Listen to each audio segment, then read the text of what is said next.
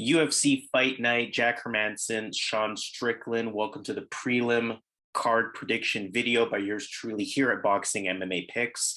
He goes by the name of Zan, I go by the name of Harris, and as usual, fight-by-fight breakdowns, fight-by-fight analysis from that betting perspective. Here to let you know which fights are worth the value, which fights you want to avoid, which underdog has the best shot at winning, and some parlay action to end off the video. Make sure you subscribe to the channel. Make sure you hit the thumbs up on this video, hit the notification bell as well. And most importantly, we want to hear from you in the comments. For this UFC Fight Night card, aka UFC Vegas 47, we have a total of 13 fights. First 7 fights are on the prelim card, so we are going to get started with fight number 1. Fight number 1, Malcolm Gordon taking on Denise Bondar. I will start with this analysis as usual. Malcolm Gordon, he beat Francisco Figueiredo back in July. Kickboxing approach, he does have some power in his hands. Fights at a very high pace, very unorthodox in some ways, very aggressive. Likes to come forward, cuts the ring off well. I've seen him, if he gets taken down, not too active on his back. I've seen him have some suspect takedown defense as well. But I will say in his last fight, there was some desperation on the line, but he did show improved scrambling. And for whatever reason, he was actually trying to push a wrestling pace, some takedown attempts early in the fight. Maybe that's something he's been working on. So I'm curious to see what happens here. Somewhat of a suspect chin. I've seen him really hurt really quickly in fights, but stylistically, just not a fighter you can rely too much on. He's a little unorthodox, and the technique is lacking with him, to be completely honest. But Denise Bondar, on the other hand, he's making his UFC debut. From what I've seen from him, looks pretty comfortable and quick in his stand-up, especially with his feints, especially with his movement, good striking defense. I like his striking diversity, mixes it up really well from what I've seen. He should have the overall striking advantage here in this fight, despite, I think, Malcolm Gordon being more explosive and maybe having a power advantage. And I've seen some knowledge on the ground from him. I've seen defending against submissions. I've seen improving position if he's on bottom, if he's on top. I've seen him keeping his opponent on the ground if he's, again, in top control. So he's shown me that he at least knows what he's doing down there. I don't know if that's a specialty of his, just based on lack of footage from my end, but I have seen that come from him. Tough fight to call. I think there's a lot of variables in this one.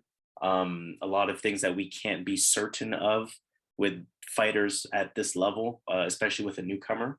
But from what I've seen, Denise Bondar looks better on the feet to me. I think neither fighter has a strong ground game from what I've seen. Like I said, Malcolm Gordon has that explosiveness. He can surprise you. But outside of a surprise, I do like Denise Bondar in this fight. So I'm going to bet on no surprises. Denise Bondar, minus 260 is a little steep. I understand the perceived talent advantage, but he still is a newcomer, and that creates question marks in and of itself. So minus 260, I probably don't call that, but if I am picking a winner, I do like Denise Bondar. Yeah, that was a good breakdown. This is a really good fight to start the card off.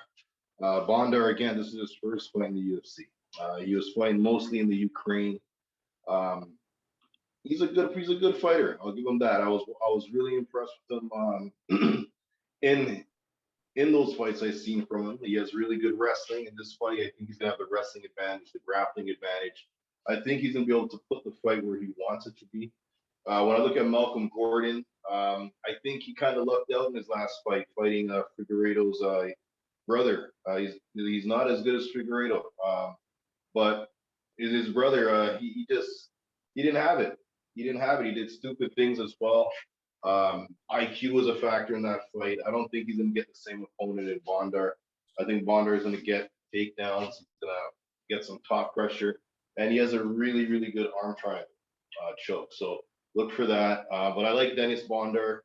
Again, his first fight in the UFC, but Malcolm Gordon is not that good. Is not good. When you give it the eye test, you can see that Bondar is the better fighter, is the more well-rounded fighter, and he's able to dictate where the fight goes. So I think Bondar's a pretty safe pick, even though it's a newcomer. All right, let's move on to fight number two in that case. So we have Danilo Marques taking on Jailton Almeida, another UFC newcomer, taking on Danilo Marques here. But I'll start with Danilo Marques. He lost to Kennedy and Njokuani back in June. Pretty tall for the division, 6'6". Definitely doesn't really fight to his length. But he will, try shooting for that single leg. He's a jiu-jitsu fighter. He wants to fight on the ground. On the ground, his top game is good at keeping you down, good clinch, good body locks. Good. He stays in pretty good position. He can do unorthodox takedown attempts, like different trips, different things like that, and a legitimate clinch and ground game, like I said. On the feet, calf kick is decent, body kick is decent. He's not really active in stand-up. I think that can work against him, especially with his strategy of trying to take the fight to the ground. So that makes him a pretty predictable fighter, especially as the fight goes on. He is taking on a newcomer, though, Jailton Almeida, coming from Dana White Contender Series. He competed back in September. From what I've seen on the feet, a good front kick, good calf kicks. From what I've seen in terms of his ground game, very explosive takedown attempts.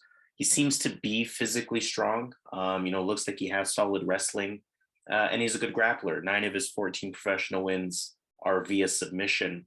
I will say, and I will admit, not much footage on Almeida from what I saw.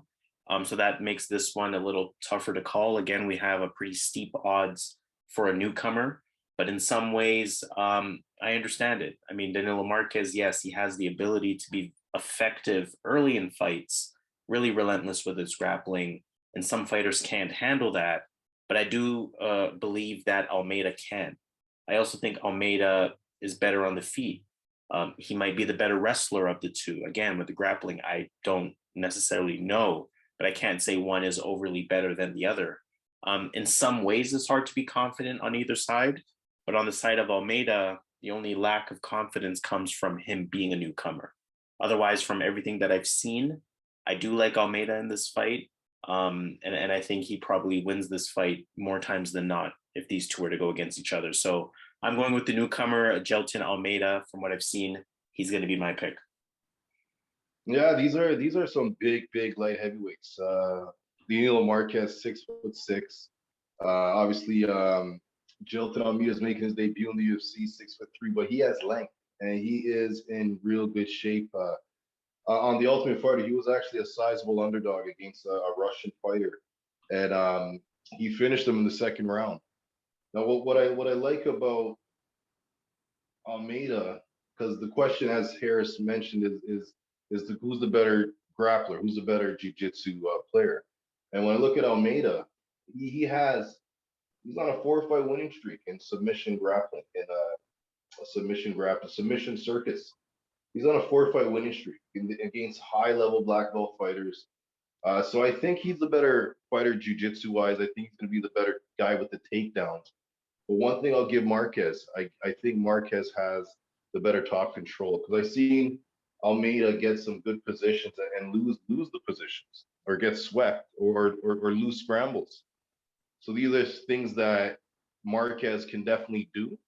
And if Marques gets on top, I think he has the better control to keep him there. But as far as who has the better takedowns, I got to go with Almeida. I expect Almeida to improve with the striking from the last time we've seen him. He's the younger guy. So I'm going to go with Almeida here, but I think this could be a trap. I think this is a fight you got to be careful about.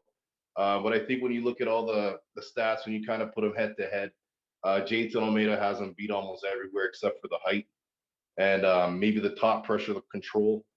But I think Almeida's better everywhere. So I like Almeida here in this spot.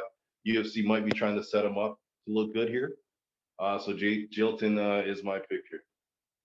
Fight number 3, we have Alexis Davis taking on Julija Stoliarenko. Alexis Davis lost to Penny Kianzad back in June. A veteran fighter, 37 years old. She's been in the game for a while. She's a BJJ black belt. She is an improved striker, willing to stay on the feet, willing to engage. But ultimately, she is looking to take the fight to the ground. She'll aggressively look for clinch situations, takedown situations. And if she does get you down, she's pretty good. Good positioning, good top control, submission attempts. She keeps you on the ground. Definitely win rounds that way. And going up against Julija Stoliarenko, I can definitely see that being present. She's on a 2-fight losing streak. She lost to Julia Avila back in June as well. Has that brawling type of stand-up, very little technique involved. I have seen her land some takedowns, but in general, what really is frustrating with her ground game, if you were somebody that is betting on her, she likes to pull guard a lot.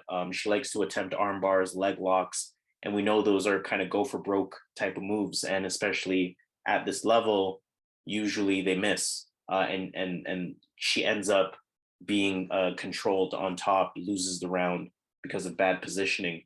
Biggest thing with Julija Stoliarenko as well, cardio is a huge problem for her. With the pace she goes at, with the aggressiveness she fights at early in the fight, she definitely tires out and becomes way less effective. Davis, to me, is just the better fighter.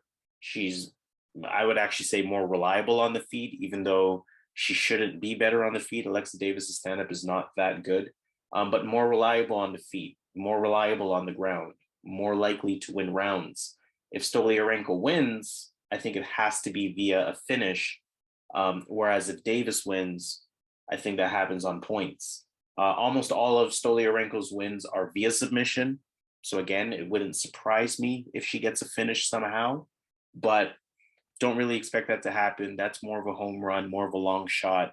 I think what is more likely to happen is a relatively boring fight. Alexis Davis, top control, winning 2, maybe all 3 rounds. She's going to be my pick. Yeah, I'll be quick here. I usually don't go with the fighters this old, but I'm going to go with Alexis Davis here to get this done.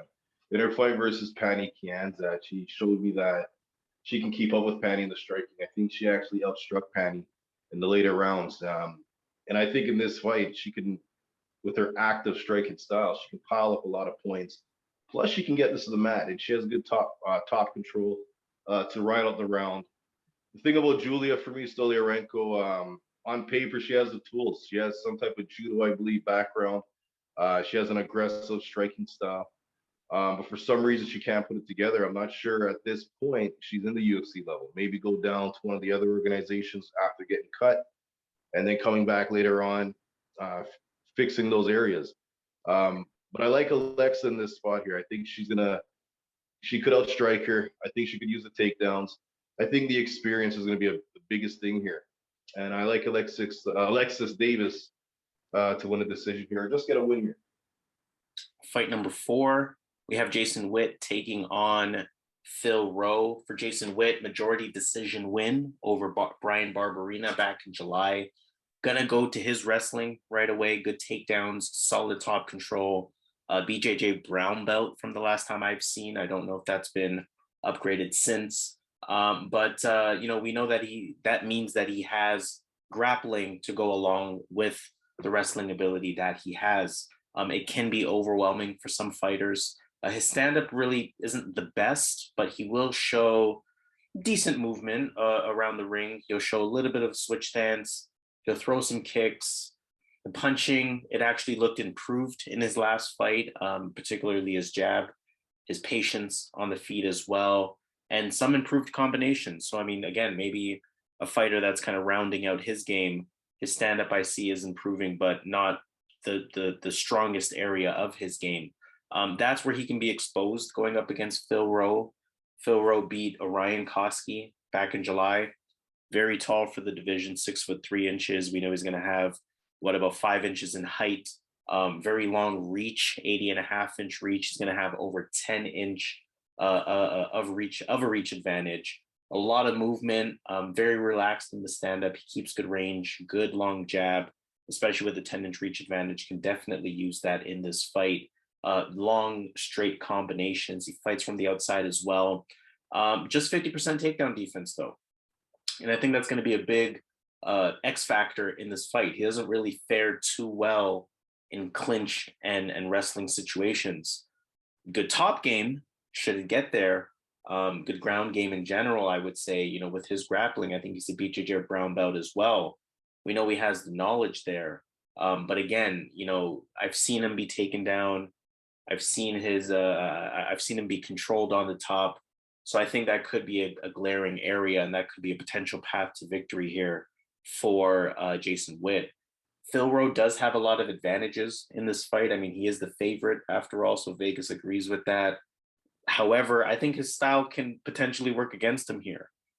Jason Witt has been reliable enough in the cardio department to think that he can wrestle at least for 2 rounds. And when I look at Phil Rowe, I think about his last fight versus Orion Koski. He was very much losing that first round. Why? Due to Orion Koski's wrestling. Not saying him and Jason Witt are the same fighter, but what I am saying is that Koski only had 1 round of cardio in him to wrestle. If Jason Witt has 2 rounds of cardio in him to wrestle, he potentially wins this fight 29-28 unanimous. If he doesn't have it in him, where, say 1.5 rounds of wrestling, and after that he loses really badly in the second half of that second round, then he probably loses his fight in general. But I'm betting on Jason Witt to have 2 rounds worth of wrestling from a cardio perspective. I see that he is a slight underdog here. I'm okay with that. I'm going to go with Jason Witt. I think this could be a stylistic trap for Phil Rowe and for betting on Phil Rowe. So I'm going with the underdog, Jason Witt. Yeah, this is one of the hardest fights. I was actually going back and forth in this fight. And for me, when you look at Philip Rowe, he's greatly improved his striking. He just seems more aggressive with it. He has a variety. And in this fight, he's going to have a big advantage on the feet.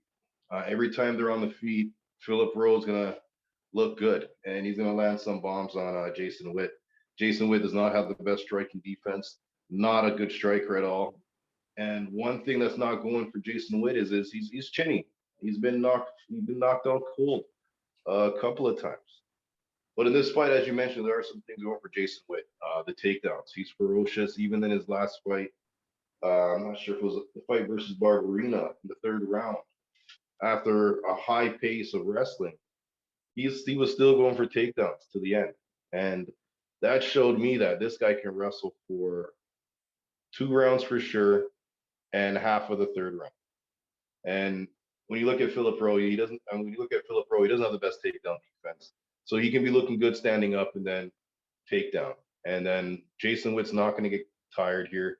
Philip Rowe's competition is kind of sketchy when you look at his competition. I think his biggest win was obviously the Koski fight and the Leon Shabazian. But when you look at both of those guys, those 2 guys previous to fighting Rowe were can crushers. So his record is pretty sketchy. But I'm going to go with Jason Witt. Fought the better guys. I think the takedowns could be an issue here. But again, he's chinny, and Philip Rowe is going to be the far better striker. That I wouldn't be surprised Philip Rowe knocks him out. It depends who dictates the fight. Whoever puts the fight where they want it to be. Philip Rowe keeps it striking for long periods. He's going to cruise to this win. But if Jason Witt can implement some takedowns, get 4, 5, 6 takedowns in this match, he should get this done if it's in his wheelhouse. So I'm going to go Jason Witt here. Tough fight, but I got to make a pick. So I'm going to go Jason Witt to get it done. And again, he's the underdog, so that's a good look as well.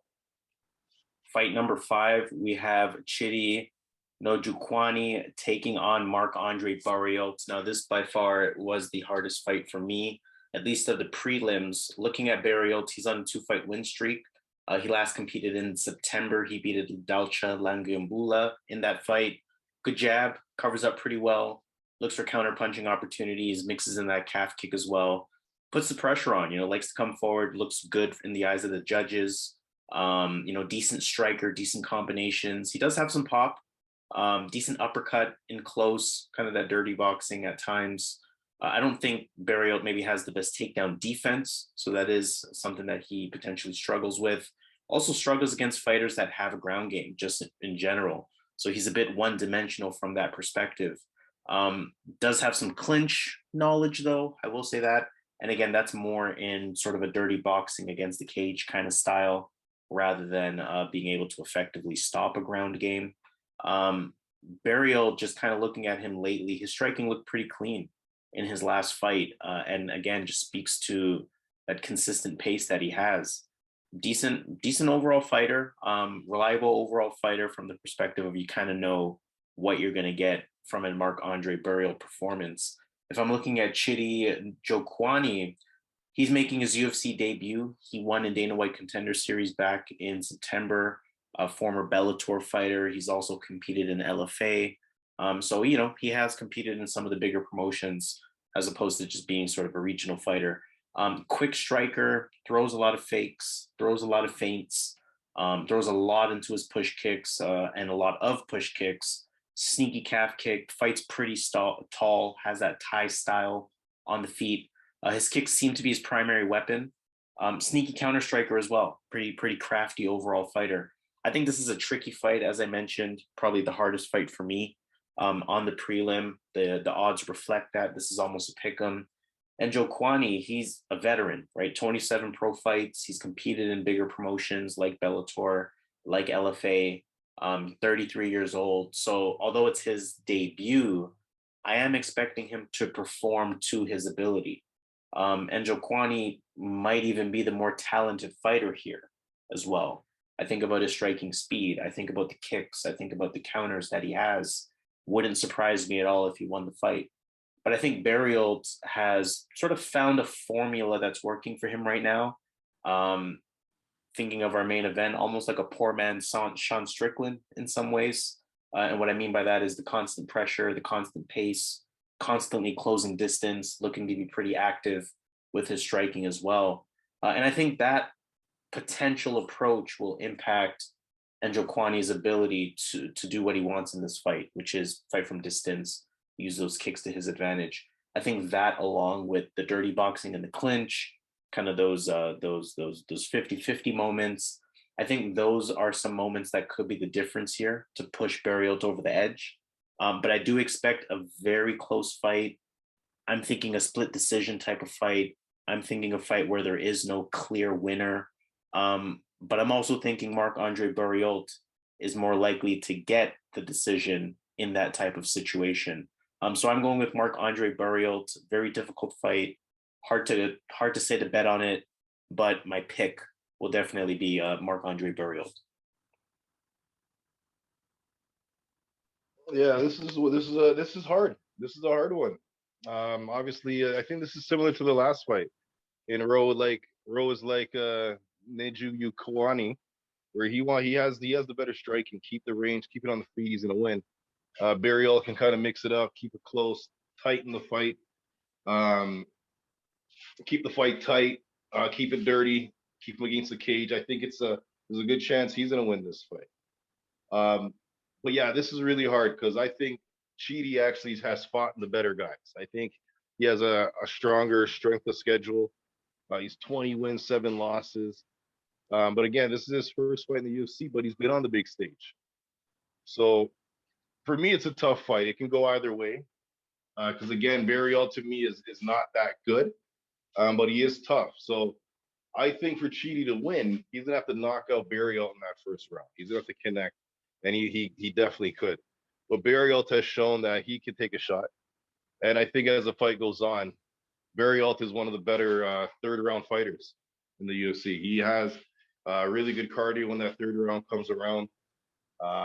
He can keep it going at that pace. So I'm banking on the cardio here. But again, this is a close fight. I probably wouldn't make a bet on this. But for the channel, I'll go with Marc-André Barriault in a tough fight here. Fight number 6, we have Hakeem Dawodu taking on Michael Trizano. Dawodu, he lost in June to Movsar Evloev, quick dynamic striker. A lot of fakes and feints, especially with that jab. Pretty long jab as well. We see he's going to have a 2.5-inch reach advantage despite being the shorter fighter. Good usage of calf kicks, good patience, looks for his shot, decent striking defense as well, primarily using his speed, his reflexes, and his athletic advantages, which he will have in this fight. Not a takedown threat at all. 0 takedowns in 7 UFC fights. 67% takedown defense in those fights as well. So look for him to only be a threat on the feet. Mike Trizano, he beat Ludovic Klein back in May. I do remember that fight. That's a fight that I bet for Ludovic Klein, so very disappointed in that performance. He's a kickboxer, Mike Trizano, primarily hands though, I'd say. Definitely has a sharp calf kick as well. decent long jab, stings his opponents at times with that jab. It's definitely something he's worked on. Good movement, gets out of the way from his opponent's punches, stalks his opponents down, keeps them on the back foot. His offense maybe isn't as active as it should be in those situations, but he is at least effective with the feet to be able to constantly control center, constantly put the pressure on his opponent, constantly keep his opponent on the back foot. And Mike Trizano really showed me something in that Ludovic Klein fight, that consistent pace that really made a difference. I think that's something that he could potentially implement for this fight as well. If nothing else, to me, this is a 50-50 fight. And Dawodu shouldn't be as big of a favorite as he is. Maybe it's just recency bias based on how Mike Trizano looked in his last fight. I will say Dawodu is definitely the more explosive of the two, but I think Mike Trizano has shown that he's a bit more technically sound of the two fighters. This fight could have a lot of stalemate type of moments where neither fighter is particularly winning. And again, I'm thinking this could be another split decision type of fight. And if I'm feeling that way and I see Michael Trizano at a plus 160, then I can't help but kind of go for him in that situation based on Vegas logic, at least. So I'm going with the underdog here, Michael Trizano. This is not a confident pick. This is in some ways a bit more of a gut pick in a fight that I feel is very close, can go either way. Wouldn't surprise me if either fighter won. But in a bit of a gut pick, I'm choosing Michael Trizano. Yeah, this is a good fight here. Trizano, he actually, I believe he won the Ultimate Fighter. I think he did. This guy, high IQ. He knows how to win fights. He just knows how to get the fight. He just knows how to get the W. And it just shows if you watch the Ultimate Fighter that season, he just won the fights. He just got it done. Even in fights where I thought he would lose, he won those fights as well. But he beat Ludovic Klein, but Ludovic Klein obviously wasn't who we thought he was. And I think Hakeem Dawodu is a far better kickboxer than Ludovic Klein. I think he's going to offer a lot more on the feet. I think it's going to be hard to take down. I think for Trizano to win this fight, he's got to get this to the mat. He's got to get this to the mat. I think Hakeem Dawodu, he's off a loss. This guy's hungry. When he lost his first fight as a professional. And then he went on like a 8-fight winning streak. And then he lost another fight. And then he went on a 5-fight winning streak. This guy has never lost 2 fights in a row. Mean Hakeem, I think he's going to be mean come Saturday. And I think he's going to beat Mike Trizano here and avoid that 2 in a row. And I think he's going to get the W here. So I'm going to go Mean Hakeem Dawodu. I think he's the far better striker. He's going to land the better shots. And I think he's going to win a decision here because Trizano is pretty durable. Final fight of the prelims. Let's talk about Miles Johns taking on John Castañeda. Miles Johns, he beat Anderson Dos Santos back in August. He's on a 2-fight win streak. Decent on the feet, good jab, has good power. You saw what happened in his last fight. Throws a lot into his shots, a lot of fakes and feints as well. His stand-up is primarily boxing. He will throw the occasional calf kick here and there, but primarily boxing for the most part. Decent movement. He fights from range. He fights from the outside. He does back up a bit too much for my liking. He's a lot more effective when he's the one putting the pressure on. So it's going to be interesting to see which version of Miles Johns we get as the rounds go on. And he's really effective when he starts to increase his output and start to increase his combinations, which he has the ability to do. He does have good wrestling when he chooses to go down that path. Only 30% takedown percentage, I will say, though. Not the best at keeping his opponents down. Probably more likely to keep the fight on the feet. But, can resort to that if he maybe feels like he has a huge advantage there. John Castañeda, he beat Eddie Wineland about a year ago. He's a southpaw. Pretty good in the stand-up, good in and out movement, low kicks, tie kicks, decent boxing, decent counter punches. Keeps a healthy distance from his opponents. He does fight from the outside, but kind of, nothing really special to say about John Castañeda beyond that. This is still a tough fight to call. Probably not one glaring advantage for either fighter over the other in this one. I think the fight is likely to stay on the feet. I think I think Miles Johns, I should say, is more likely to lead the pace of this fight. I think Castañeda is more of a reactive fighter. And so that's going to make Miles Johns look good in these closer situations. I also think Miles Johns has the ability to lean on that wrestling, like I said, a bit more. Despite similar takedown numbers on each side, I feel like Miles Johns is more able from a wrestling perspective. I also think Miles Johns is just overall the tougher fighter. I'm not going to bet on this one at all. I think Miles Johns is showing some decent value, but like I said, not confident enough in Miles Johns' style to bet on him. But I am going to pick him in this one. I feel pretty good about picking him. I just don't know if I match that with my money. But either way, Miles Johns is going to be my pick. Yeah, I want to be quick. I like Miles Johns in this spot. I think he's going to be the stronger guy. When it comes to the wrestling, that's going to be a big advantage for him. Castañeda is very well rounded. He might be the better striker. But again, Johns has been improving. Johns could be the better striker come Saturday. So I like Miles Johns in this spot here. And really think about it. This guy, people haven't really cracked how to beat him. He lost to Mario Batista, but that took a flying knee. That took a serious move. And Batista did a really good job finishing Miles Johns in that fight. But aside from that flying knee, this guy has been hard to figure out. And obviously, Castañeda has those 5 losses.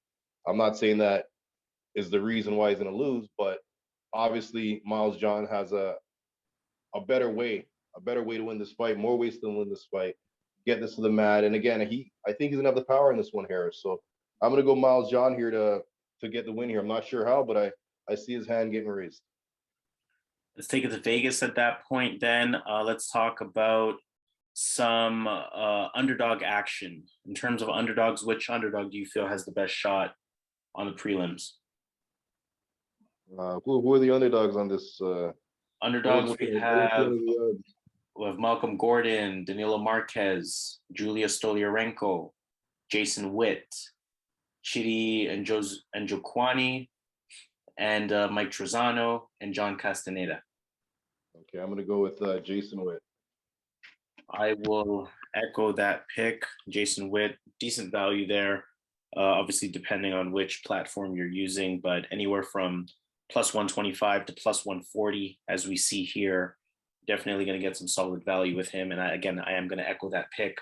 In terms of what a parlay would look like, or prelim parlay, or your favorite picks of the prelim, what direction are you thinking? Favorite picks of the prelim. I like that as Bondar. I think he gets it done. And Hakeem Dawodu and Miles Johns. Miles Johns. I want to put in Alexis Davis, but I can't put a women's fight. Well, anything can happen there. I feel that. Let's see here. What was the second one you said? You said Miles Johns, Hakeem Dawodu. Miles John, Hakeem, and Dennis Bondar.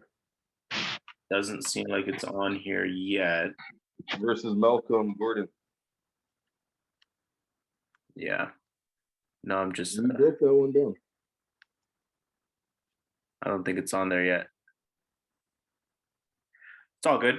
Well, let's look at Johns and Dawodu. If that was some parlay action, that would be a 2.14 in terms of doubling your money. So $100 will return $214.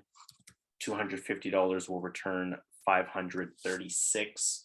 If I'm looking at some action, I will admit I don't love prelims in terms of making bets. But if I were to think about 2 picks I feel okay with from a value perspective, I am looking at Marc-André Barriault, and I am looking at the newcomer Jailton Almeida, and I am looking at Miles Johns. That'll be a bit more than a triple up. $100 will return $334. $250 will return $835. So let's sign off there. We know coming up next, of course, is our main card prediction video. So stay tuned for that. Of course, make sure you subscribe to the channel at Boxing MMA Picks. Make sure you hit the thumbs up on this video. Make sure you participate in the comments. We want to hear from you. Who are your picks of the prelim card? How do you feel about our picks? How do you feel about our underdog pick? How do you feel about some of our favorite picks? Let us know in the comments. We definitely want to hear from you.